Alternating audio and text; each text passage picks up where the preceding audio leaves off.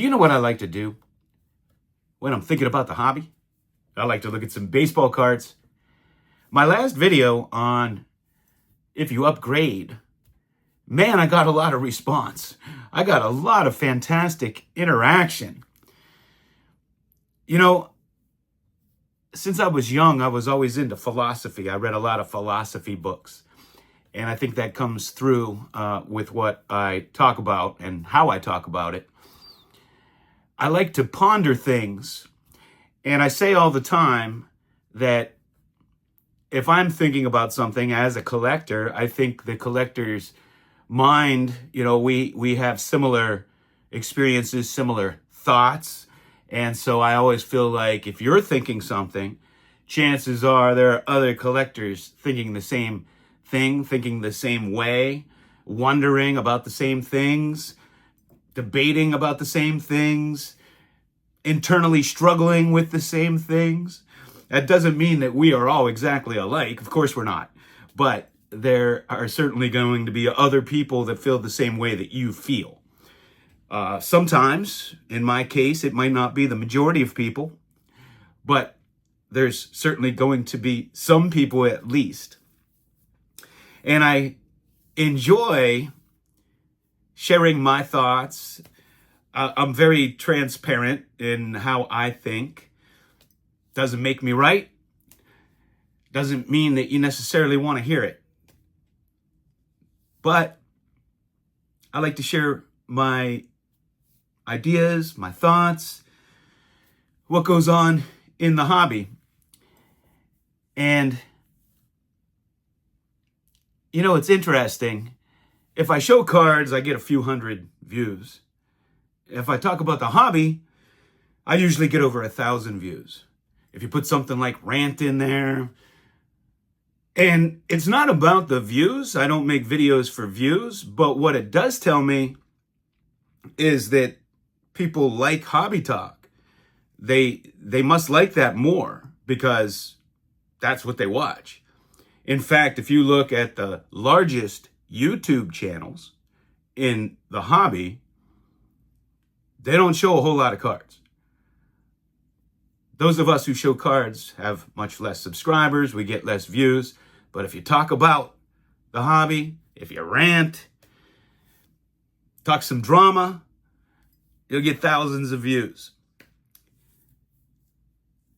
I have a few things on my mind, spurred on by some comments and just my own thoughts and listening around to other YouTube channels, and I hear all kind of different things. Over the years, I joke around a lot about terms I don't like in the hobby. And man, I still, even years later, hear people refer to me when they're using that term. And it's interesting that, the words that I say can have that kind of impact. Feels good. I mean, I'm glad. And it certainly tells me people are listening to what I have to say. And again, they're just my thoughts, my opinions. I'm always transparent in what I'm thinking, and I'm honest.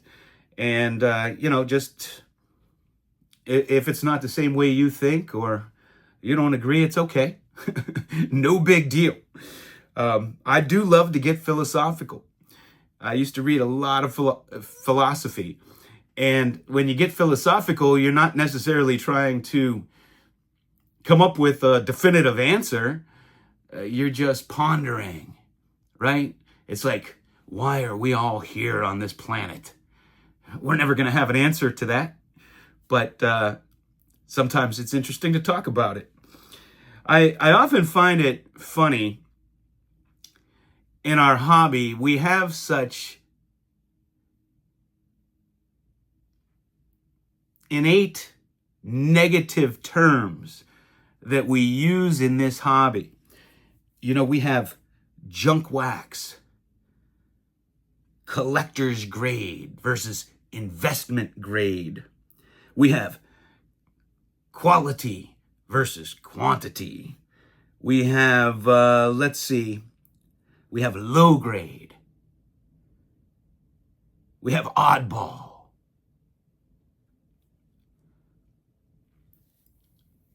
We have Commons. He's a common. He only went to 4 All-Star games. He's a common. You ever think about that? We probably have more negative terms to describe our cards than positive ones. Low grade, off center. I kind of get a kick out of that. I was having a little discussion with Theo from Clemente Collector, my buddy. And I love the banter with Theo. I think he takes me wrong sometimes. I like to get him thinking. And I do the same with Dylan, Double D.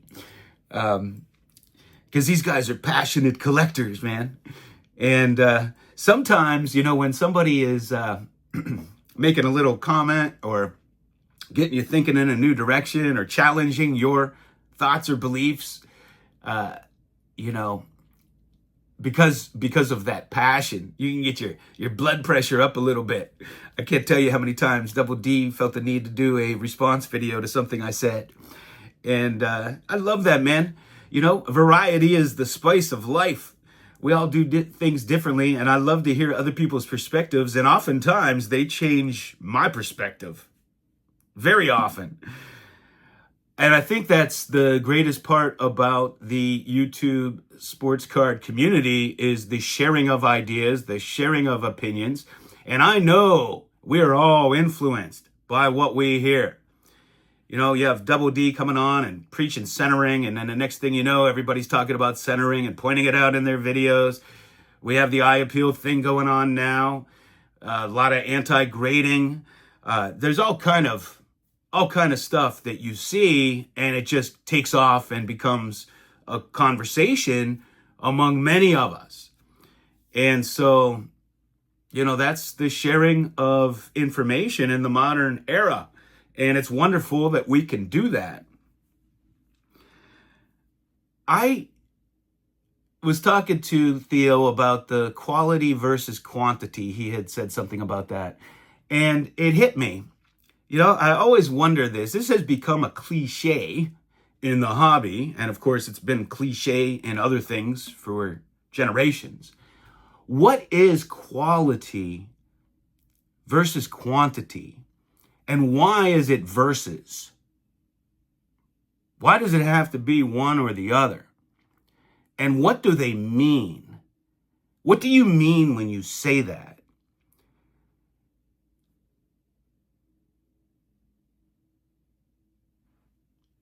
How much is quantity?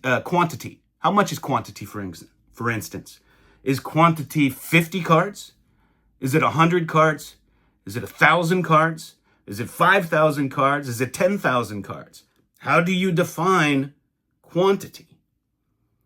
And how do you define quality? Is quality a card with a 10 on it? Is quality only a centered card? Is quality eye appeal? I mean, we have collector's grade and investment grade. And I almost feel like flippers created that term so that they could guilt you or embarrass you into paying up for a higher number. Because what is collector's grade? And when I ask that question, I've asked it in the past, a while back, and I always get, well, collector's grade for me is, you know, if it's a 1960 card, then 6 and below. If it's a 1970 card, then 7 and below, or whatever. And so that's how the hobby defines such a thing. So I wonder, like, I have this Diamond Stars in a 7. So this here is investment grade, even though I might be the only one that wants this card. And this beautiful card is a collector's grade. Only a collector would want this. And collectors, they can't invest in cards. Which is another thing I hear a lot about. I hear people apologizing if they sell a card, saying, oh, I don't know if you're a true collector if you sell a card. That's absurd. I think every collector, or 99% of collectors, or 95% of collectors, have sold a card at some point. You sell a card you don't want to buy one you do. You sell doubles, whatever reason. You're downgrading. Doesn't mean you're not a collector. That's absurd. A collector of anything probably has sold something at some point. But I digress. So what is investment grade versus collector's grade? It just seems negative to me, like a way to put you down if you don't have a 9 on your card or something. I mean, if I bought a 1952 Mickey Mantle in a 4, that's collector's grade. But if I bought it 10 years ago, it was one hell of an investment. It turned out to be investment grade, didn't it? I don't understand the reasoning behind such a thing. Now, I collect rare cards. I like to collect rare cards. Doesn't mean they're going to be investment grade. Some of them you may never have heard of. Nobody wants them but me and a handful of other people. I have these 2 cards.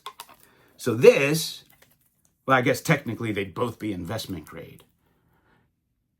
Now this is Cy Williams. Cy Williams was a fantastic player. Won 4 batting titles in the 1920s, one of the best players of the 20s. You may never have heard of him. There's only 4 of these cards ever graded. I have 2 of them, including the highest graded one. Who cares? I don't care. I got this by accident. I didn't know it was the highest graded one at the time. And I have 2 of the 4. But who cares? Nobody wants these. Is this investment grade? I don't know. Do you think this is a better investment than a 52 Mickey Mantle and a 2? I don't think so.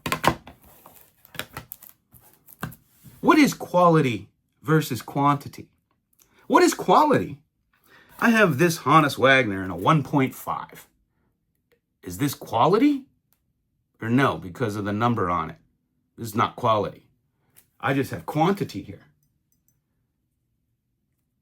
I don't understand. And what is quantity? Where do we define that? 10,000 cards? 1,000 cards? 50 cards?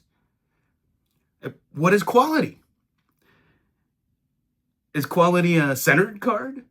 Is it one with nice eye appeal? Is it only one with a big number on it? What is quality? I mean, if I have a Babe Ruth card, it's quality to me. I don't care what number that's on it. As long as his face isn't erased off or something. That's one of those things. And you know, I get a lot of heat because I don't like the term oddball. Now, there have been tens of thousands of card issues over the years. Tens of thousands. I know, because I'm trying to get one from every card. Believe me, there's a lot out there. And you know what? The vast majority of those sets, the vast majority, were not Topps or Bowman. So what is oddball? I posed this question to you. Heck, make a video. Tell me what is an oddball? Because I've heard people say Goudies are oddballs. Dandy potato chips. Red Hearts. What is an oddball? A non-Topps card? Is a T205 an oddball? A T206 an oddball? What exactly is an oddball? Nobody seems to have a definitive definition, so why do we even use the term? Is it defined? What's an oddball? Is it a Kellogg's 3D? Most people would say that's an oddball. But when you're getting into a Goudie card's an oddball, or a Dandy, or a Red Heart, what makes them oddball? Because Topps or Bowman didn't make them? In the early days of cards, Topps and Bowman didn't exist. Is a 41 play ball an oddball? Because Topps wasn't around yet? Are the Diamond Stars oddballs? What's an oddball? In fact, the standard card size that we use today, that they use today to make them, didn't exist until 1957. So every card prior to 1957 is an oddball because it's a different size? I'm curious. What makes an oddball? Kogan's chip must be an oddball because it's not square. Every small card must be an oddball. Every oversized card must be an oddball. Everything that's not Topps and Bowman? I don't know. When you're talking vintage, at least. Is that where we're at? Or are they just cards? Man, when I talk oddball, it is amazing the passion that comes at me.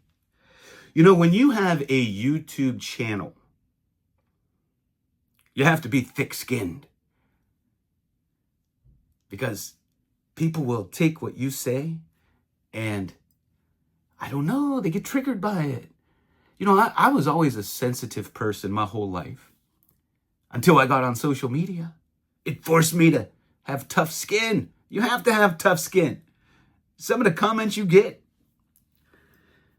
I'll do a video on something, a topic, and I get these comments that seem to be coming at me, but it doesn't make any sense. Like it has nothing to do with what I was even talking about. Somebody heard something in what I said and just got triggered by it. But I don't know if they took it the wrong way, if it came out the wrong, like I don't even understand what they're talking about sometimes because it doesn't seem to pertain to anything I said.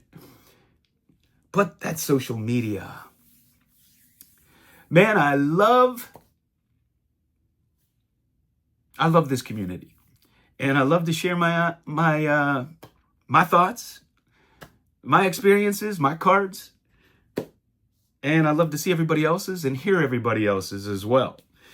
And, you know, they're just thoughts. They're just thoughts. And if you're thinking something, other people are thinking it too. But let's not get triggered by every little tiny thing. Let's share our ideas. Let's share our thoughts. Let's share our cards. Man, I learned so much on here. I didn't have access to this years ago. I didn't have access to all this information years ago. It's so wonderful that we have access to talk to collectors, to see cards we may not know existed, to see cards in a new light, and to see what's important to everybody else. And if you're a seller of cards, you should want to hear all this stuff. It helps you better target your audience. What's important to them? You know, I did a video a long time ago talking about eye appeal. And that I had seen a 33 Gaudy Babe Ruth and a 2 sell for around 11,000 more than a 5. And I was talking about this movement for eye appeal that, as a seller, you might not want to ignore this movement. And just a suggestion, just an observation, this just happened. They were in the same auction. And man, people came at me, the number collectors, because I'm just giving you the information. That's fact. It's not my opinion. That was a factual sale. You could take it or leave it. If you sell cards, you might want to pay attention to some of this stuff. You might want to pay attention to some of the movements that go on in the hobby. Eye appeal is becoming a real thing. It's always been for some of us, but all of a sudden the masses are paying attention. And, I've always paid up. I would pay more for a beautiful 3 than I would for a 5 I didn't think looked good. I've always done that. But now a lot of people are doing that. And if you sell cards, you might want to pay attention to that. Or you can ignore it and just say I'm stupid and move on. Either way, doesn't matter. All right, that's what I have for you. Thanks for hanging out with me. And, don't take this stuff too seriously. It's a hobby. I gots to go.